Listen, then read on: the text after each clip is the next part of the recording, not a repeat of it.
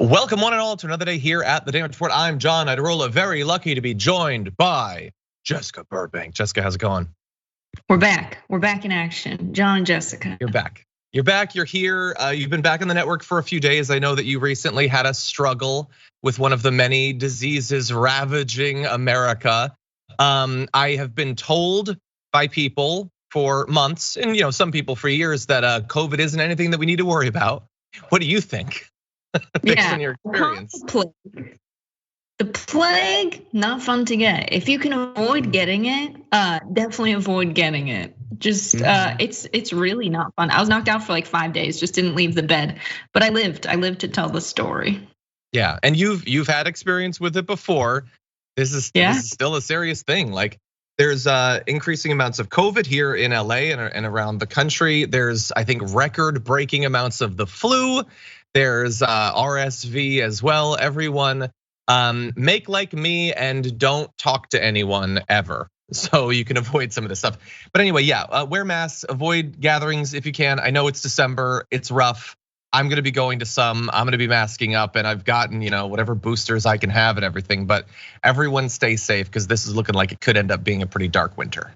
That's all I'm saying. Yeah, take a test before you.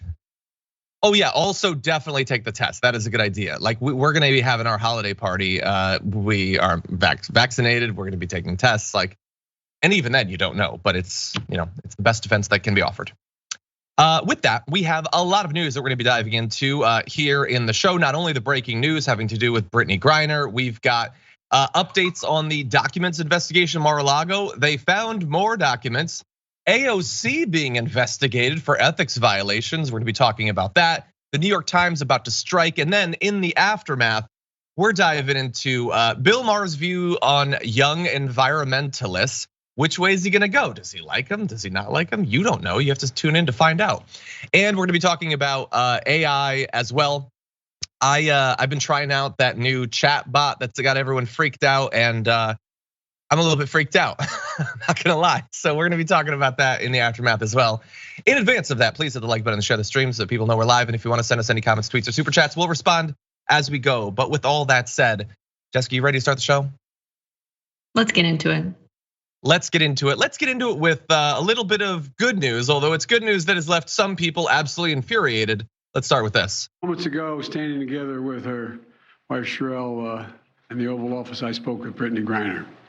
She's safe, she's on a plane, she's on her way home. After months of being unjustly detained in Russia, held under intolerable circumstances. Brittney will soon be back in the arms of her loved ones, and she should have been there all along.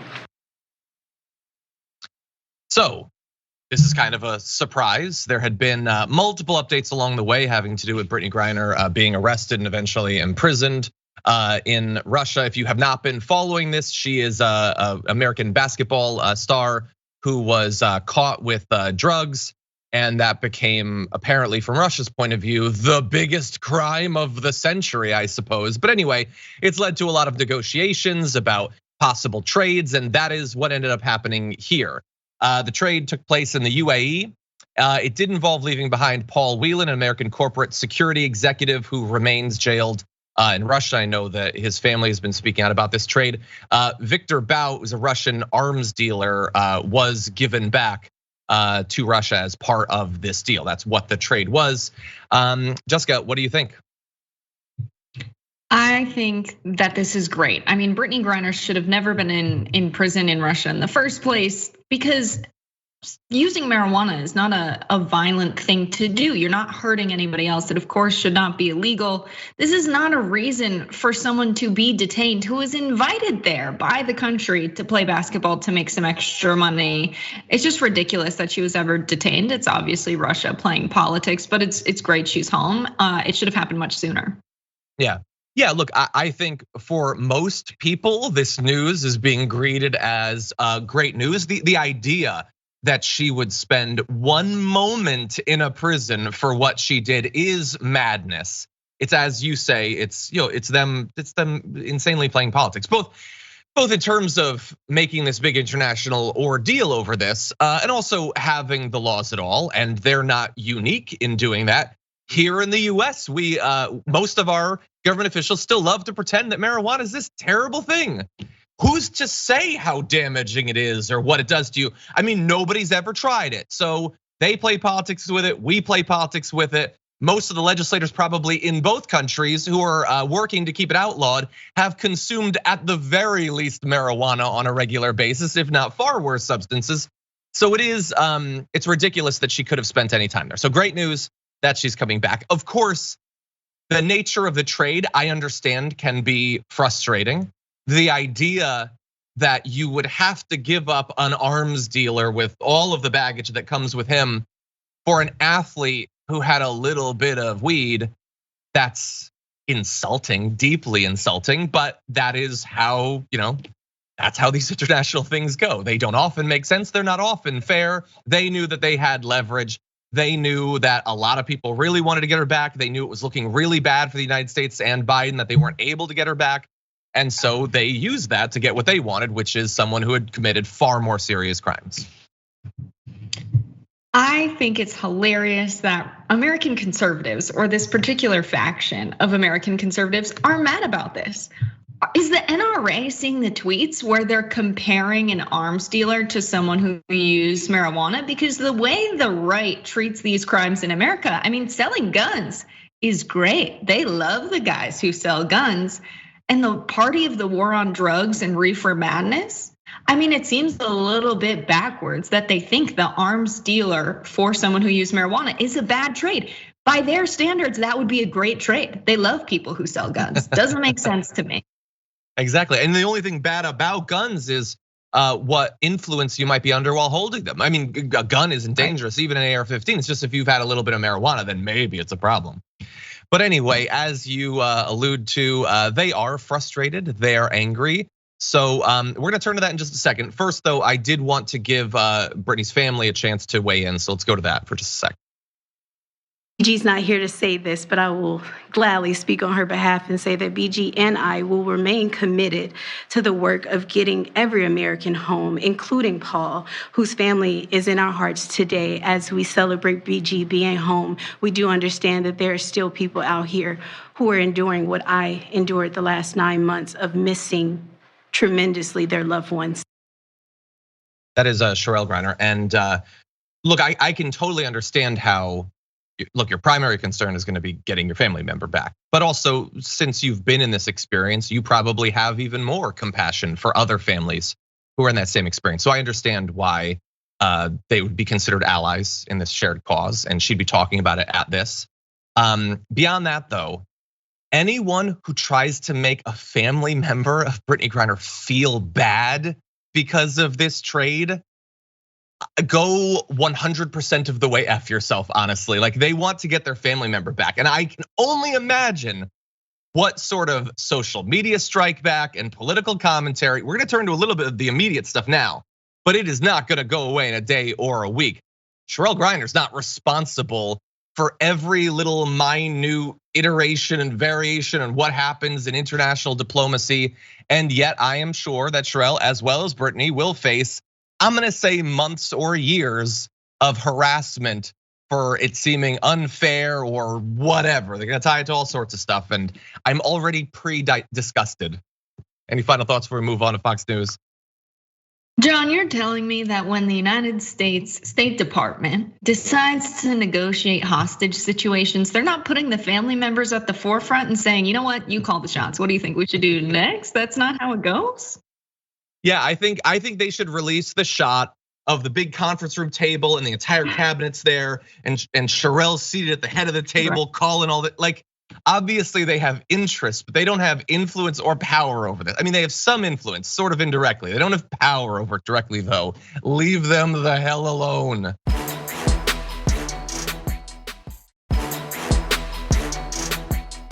Many on the right are infuriated by the deal that is bringing back Brittney Griner. There's only so much of it I'm going to show you, though. Don Jr. has a lot to say about it.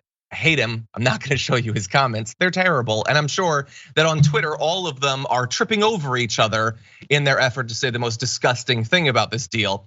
We're gonna go to just one, because this is someone who is not just a pundit, but was nearly a governor and could well be our VP someday. Here's what Kari Lake had to say. If I were, being held in a, the conditions looked horrible, by the way. I mean, she's so big and tall, and she's in, and literally they look like they keep the prisoners in a cage. Yeah. And so the conditions were obviously horrible. But if you told me we're going to release you for this guy, I would maybe say, you know what? Let me stay a little bit longer. Keep working on that negotiation. Let's see if we can find something a little bit more level. Yeah, you would think so.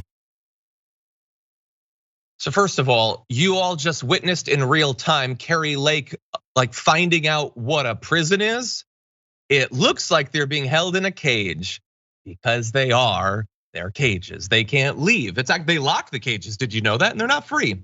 But anyway, I love the idea that someone who is facing possibly the rest of their life in some of the most brutal conditions imaginable should be told, oh, we've reached a deal, and they should volunteer to stay, which is insane.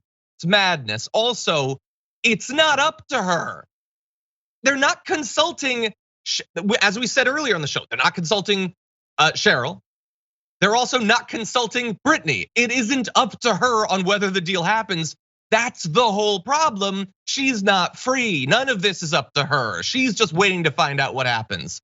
So that is, in some ways, that seems less disgusting than, for instance, what Crowder had to say. And again, I'm not showing you that because screw him. That's more just directly awful smears and all sorts of misogyny and racism being sent at Brittney. With Kari Lake, it's like the guise of support, but it's still putting the onus on her to still be imprisoned, which is insane. What do you think? Yeah, the idea that Brittney Griner is some kind of international criminal is wild, because that suggests that she would have committed some kind of crime that violated international human rights law or international laws. Henry Kissinger is an international criminal. Brittney Griner did something that's legal in many places around the world, including in the country that she came from. So it's just ridiculous the way they're talking about this, as if any kind of trade would be a good trade in this situation, because she shouldn't have been held hostage and put in prison in the first place. So it doesn't make sense the way they're saying, well, we should have found someone better to trade her with. Who would be an equivalent trade for this kind of situation? There just isn't one. And people like Kari Lake and Steven Crowder just seemingly don't think before they speak. They don't need to follow any kind of logical argument, because what they appealed to is exactly what you said. It's the misogyny and it's the racism. It doesn't have to make sense. It just needs to get their base riled up. Exactly. Yeah. They're going to formulate what they say based on the incentives and disincentives that have been established for them, based largely on how their audiences responded to past stuff. And the audience is not like hungry for logic and well-crafted arguments. That's not actually why someone would watch Crowder or support Kari Lake. They want their darkest impulses to be fed. That's what they want. And in that area, they are delivering. Yeah, I don't know who would be an equal trade. I don't even want to have to think of something so stupid, some crime so minor that it would be equivalent to what happened. But I would also love to point out that the real reason so many on the right are speaking out against this is because she's a woman, she's black, she's in particular part of the WNBA. Every one of those things makes her ripe for being attacked brutally. And they look, just keep it real, they like Putin's government, they like Putin. And so they have no problem whatsoever with Putin doing whatever he wants. But to also be clear, there's so much in their reaction to this that's like, and Trump, his initial comments about her were like, she should have known that you have to abide by their rules, which is technically true. But to be very clear, right wingers have never felt restrained from critiquing other societies they disagree with. Can we be clear about that? They haven't often felt like just because something is the status quo in another country, that makes it morally right and needs to be respected. They've been very clear about their willingness to critique other societies, governments, ideologies, and ways of life. Suddenly, all of a sudden, whatever law Russia has makes all the sense in the world, and how dare you not comply with it? Anyway, any final thoughts before we move on? It's just that these are the same guys that are like, don't tread on me, taxes are bad, having central authoritarian government in the United States is bad, we can't let the federal government have too much power. But dictatorial leadership in Russia and Putin, very sexy. You should always follow all of the laws there, no matter how ridiculous they are. Again, These two things don't make sense. They can't be true in the same reality. They don't, no. Okay, with that said, let's talk about a different proto-authoritarian they're big fans of. Would you believe it? Donald Trump stole more documents, apparently. They were recently recovered during searches of different Trump properties. Lawyers found at least 2 items marked classified after an outside team hired by Trump looked at a storage unit that he had in West Palm Beach, Florida. It had been used by Trump for a variety of things. We're gonna give you a rundown of some of the stuff that was found. These 2 classified documents were immediately turned over to the FBI. You're probably wondering, what do they concern? Nobody seems to know, or at the very least, they're not saying. The Washington Post, who did the initial reporting on this, they can't tell. Trump isn't saying, and obviously the FBI isn't interested in leaking that just yet, although we'll see. Leaks have come out of this investigation in the past. For now, though, we know that the search was one of at least 3 searches for classified materials conducted by this outside team over the course of the past few weeks. And this is as a result of a federal judge really putting a lot of pressure on the Trump team to make clear whether they had turned in all of the documents that had been stolen. That is an ongoing struggle. And for some reason, the fact that judges and federal agencies and the FBI and the DOJ have to keep getting them to comply with the law, none of that guarantees that there's gonna be legal consequences, which is sort of weird. In any event, what we do know about the storage unit is they had previously had a bunch of stuff after Biden's inauguration in an office. They eventually moved that stuff to this storage unit. And in it, it had a mix of boxes, gifts, suits, and clothes. Suits, swords, wrestling belts, and all sorts of things. And so now this person says, to my knowledge, he has never even been to that storage unit. I don't think anyone in Trump world could tell you what's in that storage unit. And from 1,000 feet up, looking at that sort of statement, that seems like a good thing for Trump. That it's not like he's going on the weekend to this storage unit and stashing a couple choice documents. On the other hand, the fact that apparently without any plan whatsoever, totally accidentally, they just moved some stuff, and that randomly also has classified documents they stole from the White House. I don't seem as a great thing for Donald Trump, but I don't know, maybe I'm biased. Jessica, what do you think? I remember us covering this story when they obtained the boxes from Mar-a-Lago. There were files that were empty, folders that were supposed to have the documents in them, completely empty. And when they got the boxes from Mar-a-Lago, they were like, we don't know where those documents are. I know where they are. They were obviously in Donald Trump's possession. And now they were like, they could be anywhere. We don't know where they are. Obviously, Donald Trump had them the entire time. I mean, the way that they've treated this entire thing, why did it take them so long to investigate this in the first place when the documents were missing? Of course he has them, and I'm sure he knows how to use a copy machine and probably has additional copies of them. I mean, it's just so ridiculous how the Justice Department has handled this. Yeah, well, there's one other layer of that's a bit ridiculous. Apparently is the way they do things, but I still find it ridiculous.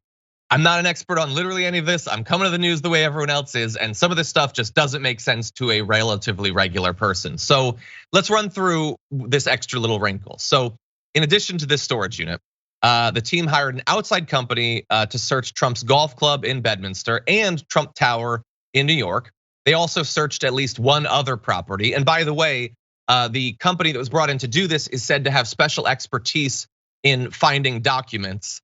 And I would just love to know what that special expertise is. Like, it's literally pieces of paper. What is your training like? But okay, I'm sure it's very complicated and worth millions of dollars. Anyway, the team offered the FBI the opportunity to observe the search, but the offer was declined. It would be unusual, says the Washington Post, for federal agents to monitor a search of someone's property conducted by anyone other than another law enforcement agency. And so I guess I'll assume that that's true, and this is how they normally do this. That seems weird. So Trump's people hired a company to search this place, and we don't have any oversight on that. Great, it is an outside company, let's be clear about that. But they're being paid by Trump. Now, to be fair, they turned in these 2 documents. So, they're not like obviously covering up literally everything, but is it crazy to think that they might be a bit biased? Or I know they're supposed to be outside independent. It seems weird that the FBI wouldn't send like one guy along. Jessica, what do you think? Am I being unfair?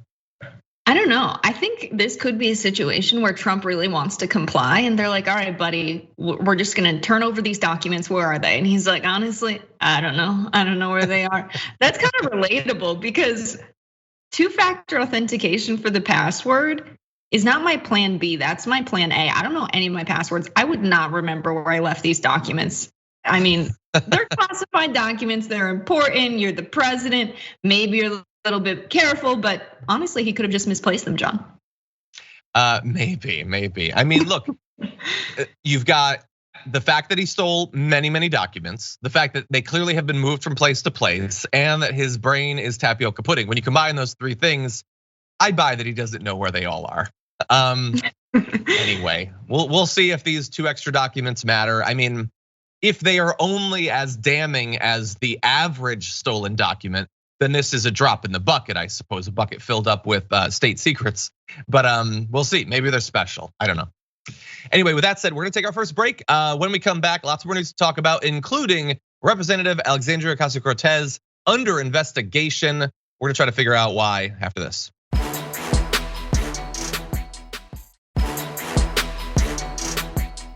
Okay, everybody, let's jump into some more news. I'm not actually throwing rocks at dogs. I love dogs. Do you guys realize that I cannot see a dog in public without squeeing? It's unbearable, actually. But anyway, let's talk about something other than dogs. Representative Alexandria Ocasio-Cortez is apparently under investigation by the House Ethics Committee, and God only knows where this thing is gonna go as the months pass by. The committee is not yet indicating why the Congresswoman's under investigation, and her staff is not saying anything either, whether they know or not. They might know, they might not, but no one is yet saying exactly why this has happened. The committee does say that they received a referral from the Office of Congressional Ethics, a separate office that reviews misconduct allegations back in June. That meant that a majority of that body had decided the matter was substantial enough to refer to the committee. By the way, it's chaired by Democratic Representative Susan Wild of Pennsylvania. So everyone's trying to figure out what could she possibly be under investigation for? And the best theory that I've seen so far, which has not been confirmed by literally anyone, is that it might be an investigation spurred by a September 2021 complaint from the conservative American Accountability Foundation accusing AOC of accepting an impermissible gift by attending the 2021 Met Gala, where the cost of attendance cost $35,000.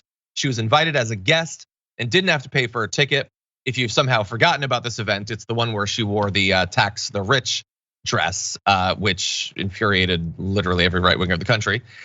She didn't keep the dress, by the way. She wasn't allowed to because that would be considered a dress. Also, bear in mind, Representative Carolyn Maloney, a fellow Democrat from New York, has attended the Met Gala multiple times. So we do not know that this is why she's being investigated, but it could explain it. It is a gift in theory. You could make that case. But Jessica, what do you think?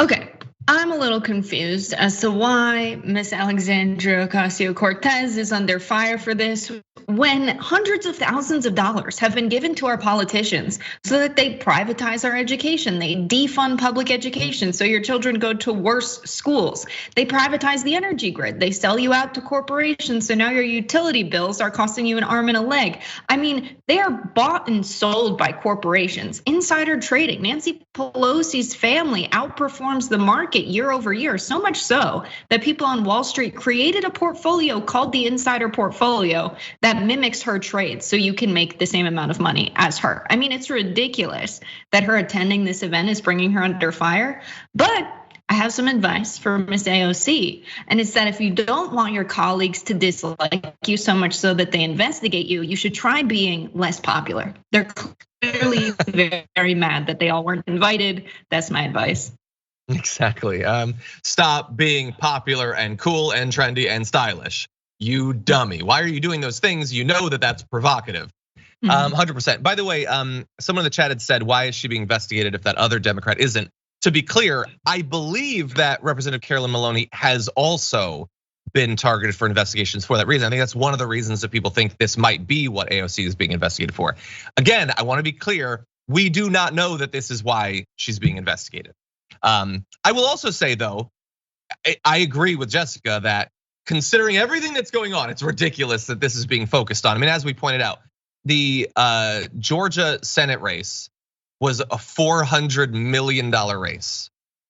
People did not spend $400 million just for the love of the game. Like they're trying to get something that they think is worth $400 million, to be clear. That said, I'm perfectly fine if they make her pay for it out of campaign dollars or something. Like, look, you can go too far with this where literally everything you get invited to could be considered a contribution in kind or whatever. I mean, like she was just at another strike. Like in theory, what if they'd charge? I don't want to get into that sort of game, but it is $35,000. So if they wanted her to pay that, that seems relatively fair to me. I think it's fair that they didn't let her keep the dress. I do think that we should crack down on gifts and those sorts of things. But I also know that the committee is saying that they're going to announce what they're going to do next year. It's the same committee, but not really, because next year that committee is going to be led by Republicans. And so, even if it is just the dress thing or whatever, God only knows what they're going to do since it's AOC. Like if you think, as Jessica was pointing out, that the Democrats are mad that she's popular, every Republican in the country is thinking about AOC right now, and they're not happy about it. So I don't know what the committee is going to end up doing once the Republicans are in control, but it's going to be unbearable. Any final thoughts? Yeah, I think maybe they believe that taxing the rich would be unethical, and that's another reason why they're investigating, because we know the United States doesn't have a track record of taxing the rich in the recent half century. So maybe that's a factor. Yeah. We know that they've already told us they're going to be like, they're just going to be doing investigations. They're not going to try to get anything passed. I mean, they wouldn't really be able to anyway, but they also don't want to, because you pass legislation to fix problems. And from the point of view of most Republicans, there aren't any problems. They're already rich and happy. They'd like to lower taxes, and they'll get to that. But there aren't a lot of problems to actually fix. And so they will be investigating AOC and Ilhan Omar and Rashida Tlaib and Ayanna Pressley and, oh God, they hate Katie Porter. Like they are going to be finding any ridiculous thing.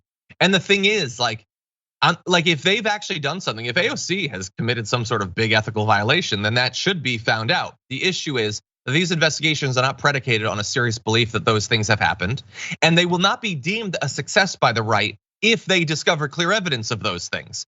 Take a look at the Twitter expose thing on Hunter Biden this week. They don't need to find anything to consider it a win. And so you need to prepare yourself, dear viewer, for 2 years of nothing burgers on a massive daily scale and schedule. That still every conservative relative you have is going to consider it proof positive that AOC is getting paid off by George Soros, and I don't even want to think about what they're going to say about Ilhan Omar. So that's all coming. Anyway, with that said, why don't we move to other news?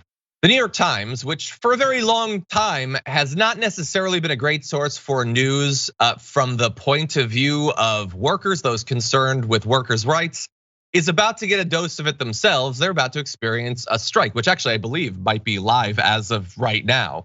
There's a 24-hour walkout being conducted by hundreds and hundreds of their employees, consisting of both journalists as well as other employees. Apparently, newsroom employees and other members of the News Guild of New York say they're fed up with bargaining that has dragged on since their last contract expired way back in March of 2021. And they announced last week, that more than 1,100 employees would stage a specific 24-hour work stoppage unless the two sides reached a contract deal.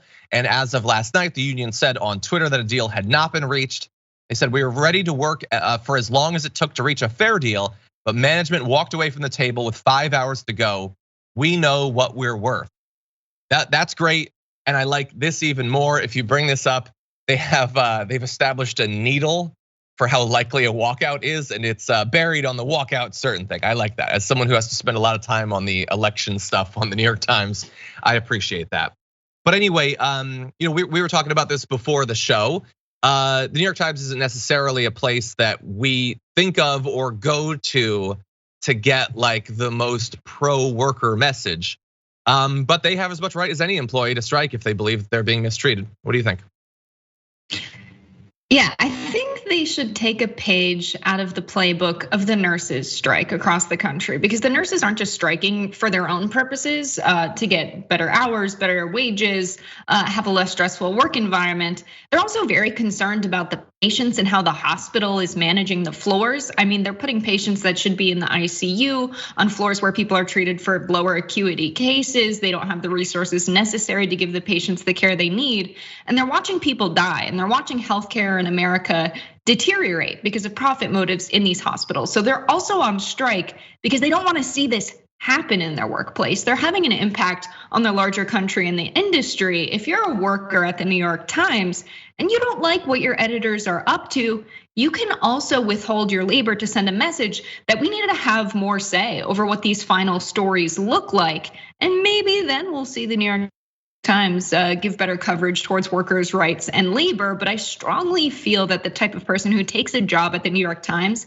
believes they are fundamentally different from the type of person that is a warehouse worker in Amazon. So their idea of class consciousness is limited to, well, we deserve this because we're a different kind of person than those people. I think they need to realize their solidarity with workers everywhere and the limited power they have, because they do have to sell their labor in order to make a living to the New York Times. Yeah, that seems plausible to me. I'm not a psychic. I can't say what they on average view, or think of when it comes to this, let alone any individual. And by the way, it's not just journalists, it's other employees too. Some of which, probably don't have nearly as much influence or power or pay or benefits as others. We don't know. It's a lot of people though, I do know that. What I do know is that when you withhold your work, when it's 1,100 people, that's probably gonna impact the New York Times, I would gather. They're trying to reassure everyone that things are gonna be like totally cool. The spokesperson for the New York Times, Danielle Rhodes, says in a statement, they're still in negotiations. It's disappointing that they are taking such an extreme action when we are not at an impasse. Well, is it that extreme? I mean, it's only for a day and they gave you guys like a week advance notice on the whole thing. But anyway, they said they have solid plans in place to continue producing content, which includes relying on international reporters and other journalists who are not union members. So I don't like that last bit at all. I don't know how you easily and immediately replace that many journalists. Maybe they have been dabbling with that new AI chat bot and they're gonna produce some news that way, I don't know. It seems like this is probably gonna hurt, and that is after all kind of the point. And by the way, I will close by saying this. If you want to support this effort, you can do it in a lot of the normal ways that you would with any group that's striking. But also people, including Amanda Hess on Twitter, are asking for readers not to engage on any New York Times platforms today and to stand on the digital picket line. So don't go to the website, don't listen to the podcast, don't do your Wordle or whatever. Don't go for the recipes, because obviously they're gonna have trouble producing the content. But if they also see a hit to people's interest in engaging with their company, then that might buttress the movement too. Any final thoughts, Jessica? Yeah, it's an interesting point you just made there. Like, they're not gonna be able to make as much content because their employees are on strike, obviously, but they're also telling them to boycott simultaneously, which kind of makes it easier on them because if they're experiencing less traffic, they need to produce less content. It's an interesting strategy. Okay, let's mix it up. Everyone go to the New York Times now. Start reloading. Put the pressure on. Exactly. Break the site. Okay, with that said, we have a lot more news to talk about. Coming up in just a little bit, Charlie Kirk is still trying to work through his feelings when it comes to the loss of Herschel Walker. We're gonna try to help him out after this.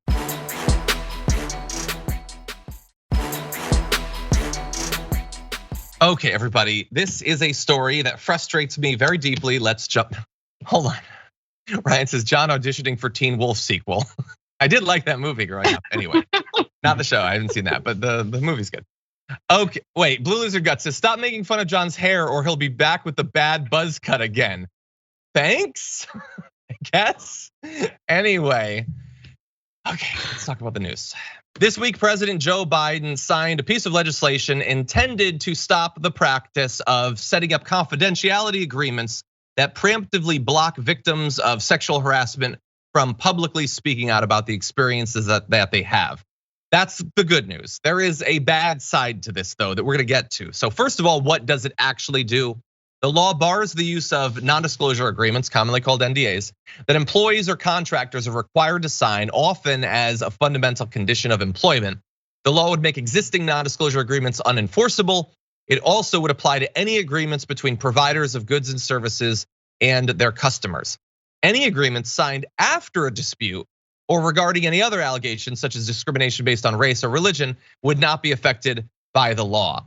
And that is where I have a massive problem with this. And of course, I understand, I'm sure you all understand, any piece of legislation doesn't fix every problem or even every facet of a particular problem.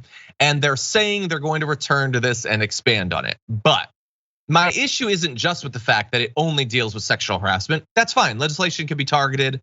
Hopefully they will involve other sorts of discrimination as well.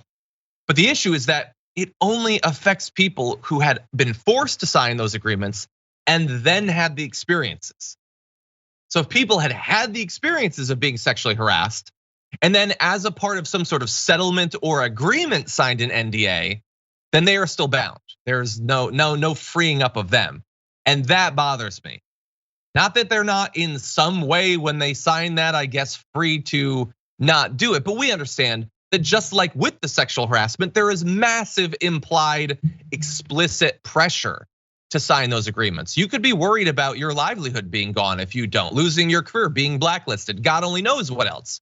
And so many people, the majority in this case, probably women, are being pressured into signing these agreements that they shouldn't have to sign, would probably love to talk about their experience because the abusers are still out there right now, but they're not receiving any sort of help from this legislation. And that's where I think it really falls short. But Jessica, what do you think?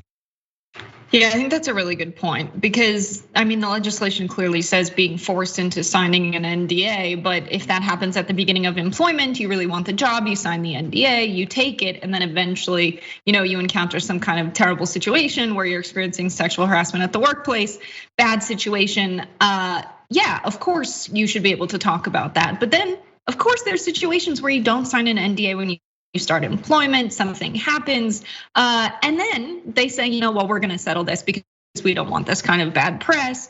And then they force your hand in signing an NDA. That shouldn't be allowed. Like, you shouldn't be allowed to do that. And this legislation could very easily address that if they didn't have this one loophole. So yeah, I really don't like that. But if you're an employer, you should have no problem with people talking about what happened because of course you handled it correctly, you punished that employee, you made sure it didn't happen again, and that happens every single time, right? So you have nothing to hide? No, we know that's not how it goes. Protects corporations and bosses. 100%. By the way, there is some shocking stuff in here though. As part of the statement from Congress on the signing of this, they say today 1 in 3 workers is subjected to NDAs that hide sexual misconduct in order to protect a business's reputation. We're taking the gag off of survivors and pushing businesses to create safer work environments. So, well, to be clear, you're taking the gag off of some survivors based on when the agreement was signed. But to be fair, you are taking it off for some. But 1 in 3 workers is subjected to NDAs like that. I've worked at a lot of different jobs. So far as I know, I've never signed anything like that. I guess maybe I haven't read the fine print, but that is obviously untenable. And while I have many problems with this legislation, it is a reminder that it is clearly necessary if it's affecting the tens of millions of people or more.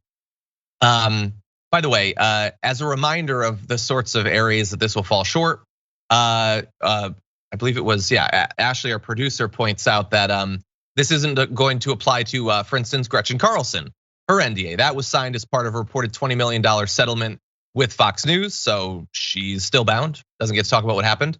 The various people that were harassed and abused by Elon Musk, including the woman who was brought on to do massages that he offered a horse to in exchange for some sort of erotic massage.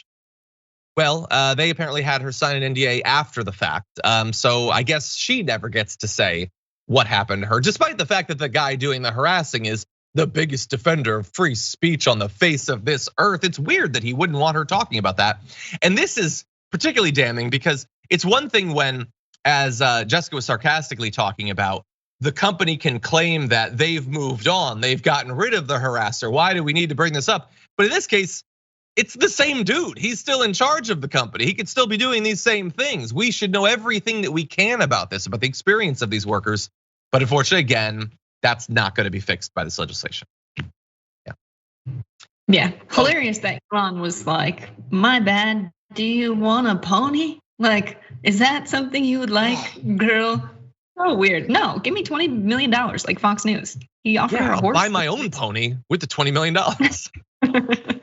It's so weird. It's so entitled, but also elitist and gross. Like that's what you offer, you weirdo. God, no, seriously. Like I know that, especially if you don't have enough money to make ends meet, the idea of more money seems like the solution to all problems, and it sure can solve a lot of problems. You have to reach a certain threshold to be able to live without constantly being in fear of losing everything. But after a certain point, should we really be jealous of these people?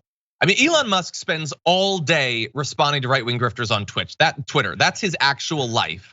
And for intimacy, he has to try to sling race horses in exchange for hand jobs. Like, do we really need to be that jealous of this? And he's the richest. He's the richest person in the world. And that is how fundamentally sad his life is. So money can solve a lot of problems, and we do have a lot of problems to be solved by money. But man, it certainly can't fix you if you're fundamentally broken.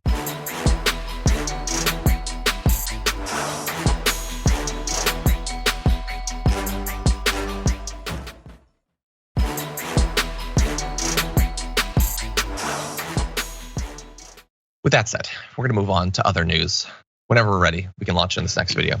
The MAGA movement is committing suicide in front of our very eyes because of, and if you extrapolate that means there, and we see it in the numbers, we see it in the data, millions of people that have said we are no longer going to vote. So Charlie Kirk is, for once, identifying an actual problem. There are many Republicans. Look, generally, there are a lot of Americans who don't want to vote, but specifically the problem for Republicans is that they did not turn out to vote in this week's runoff election. Now let's see how good he is at actually diagnosing why that's happening, what needs to be done to fix it. Let's jump into a bit more. I do sympathize with being upset with the Republican Party and not totally trusting the system, but not participating at all guarantees the other side to be able to play games. And if everything was broken and lost, how did we win the House of Representatives? If everything is broken and lost, how did Ron Johnson, who stood up against the pharmaceutical company, win in Wisconsin? If everything was broken and lost, how did Ron DeSantis win by 17 votes? How did we win the House by getting wins in California and New York? Okay, so I definitely have thoughts about a couple different parts of that, but Jessica, I'll give you first crack. What do you think about the argument he's making there? You know, it's ridiculous the way he's talking about the Republican Party as if they are the same team as the typical Donald Trump voter. There's a lot of disaffected working class people that saw Donald Trump as a disruptor, and they voted for him in 2016. A lot of people that were not participating in politics. And of course, when they see that when you elect someone, they end up not governing for you or making good on their campaign promises of draining the swamp and actually shaking up American politics, of course, they're gonna go back to being disaffected and not wanting to participate in the political process. The typical American voter is apathetic. They don't love either party. They don't see that party as their team. So the way he has this "we won the House" is not something that's going to motivate these voters to participating again. If you want a base of voters to cast ballots for you, you need to fight for policies that are popular among the typical American voter, which is a working class person who's economically struggling. That's why we see the message of economic populism winning and people like John Fetterman winning in really tough states. Yeah, and also there's so much that he's missing there. I mean, why is it that you, to his question, why did we win the House? But clearly they can't win in the Senate. Well, to win these Senate races, you have to convince more people to vote for you. To win the House, in theory, that would be good. But it turns out you can also do some shady redistricting. You can effectively win it just purely based off of that if you want to. You don't have to win over any additional voters. And so they definitely did that. Now, to his more general point about, like, you can be frustrated with the party or politicians or the government generally, but you still have to participate. That is definitely a good point. But I would ask Charlie Kirk, who convinced them not to participate? Who convinced them that this entire thing was a scam and a fraud? Like, it's inconvenient for you now for everyone to think that their vote won't count.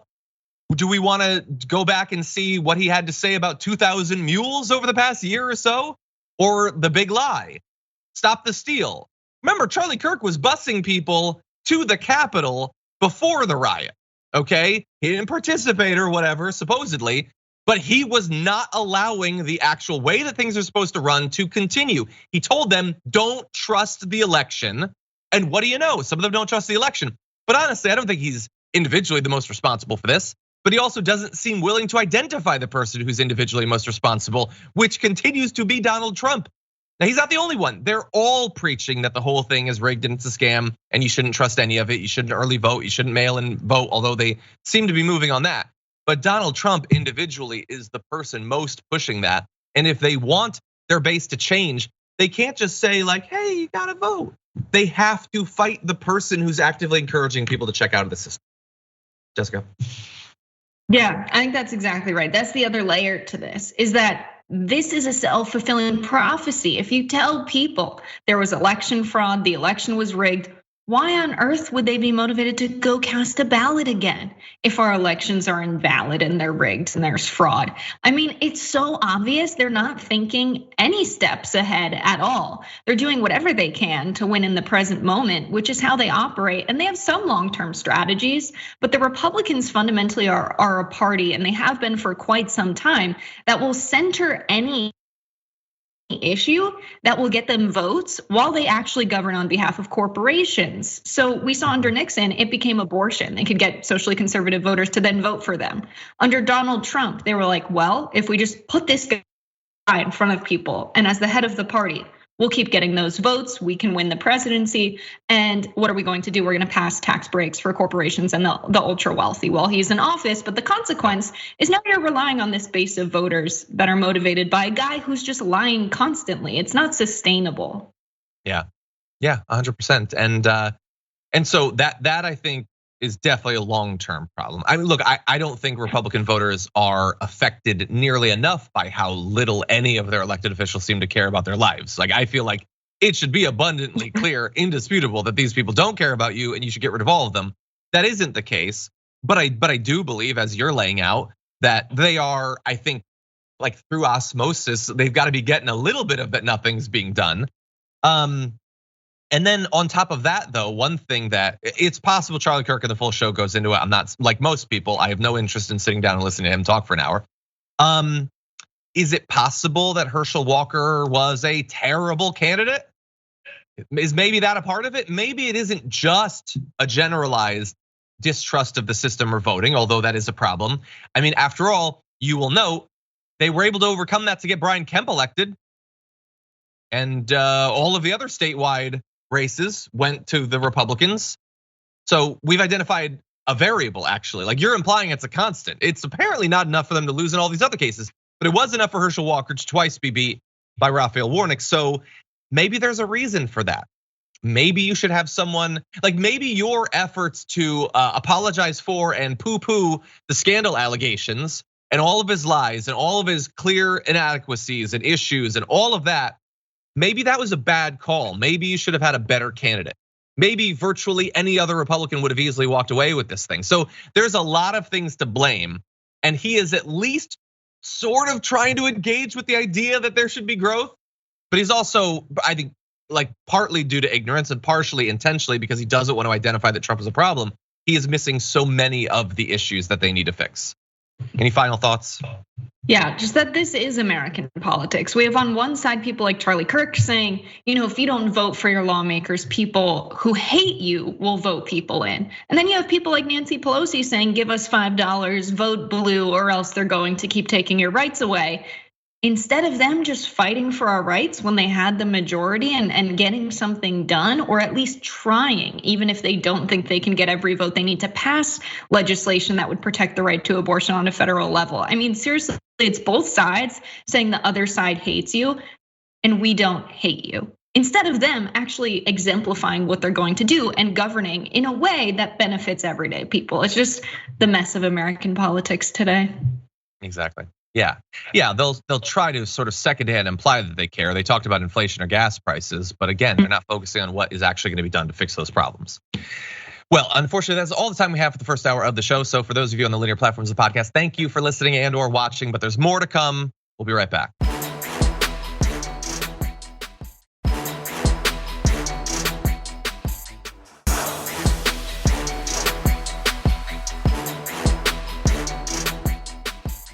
Thanks for listening to the full episode of The Damage Report. Support our work, listen ad-free, access members-only bonus content, and more by subscribing to Apple Podcasts at apple.co/TYT. I'm your host, John Adarola. I'll see you soon.